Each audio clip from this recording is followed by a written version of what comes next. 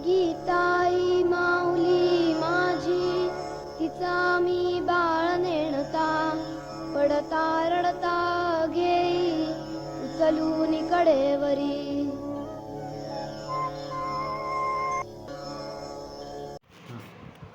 आप सभी को जय जगत. मेरा नाम सौ स्वाति रोशनदा, मानव संस्कार परिवार, यवतमाळ, महाराष्ट्र से. आज दिनांक 24 अप्रैल. गीता प्रवचन अध्याय 7वां. स्त्रियां सुबह उठकर नाना प्रकार के व्रत आदि करती है. काकड़ा आरती करती है, तुलसी की परिक्रमा करती है. किस लिए? मरने के बाद परमेश्वर का अनुग्रह प्राप्त हो. उनके मन की ये भोली धारणाएं हो सकती है, परंतु उनके लिए ये व्रत जप उपवास आदि अनुष्ठान करती है. ऐसे व्रतशील परिवार में महापुरुषों का जन्म होता है. तुलसीदास के कुल में राम तीर्थ उत्पन्न हुए. राम तीर्थ पारसी भाषा के पंडित थे. किसी ने कह दिया, तुलसीदास के कुल में जन्मे और तुम संस्कृत नहीं जानते. राम तीर्थ को यह बात चुभ गई. कुल स्मृति की यह कितनी सामर्थ्य है. इससे प्रेरित होकर वे संस्कृत के अध्ययन में जुट गए.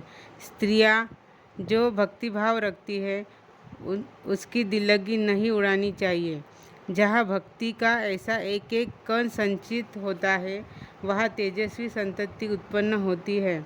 इसीलिए भगवान कहते हैं, मेरा भक्त सकाम होगा तो भी उसकी भक्ति दृढ़ करूँगा, उसके मन में उलझन नहीं होने दूंगा.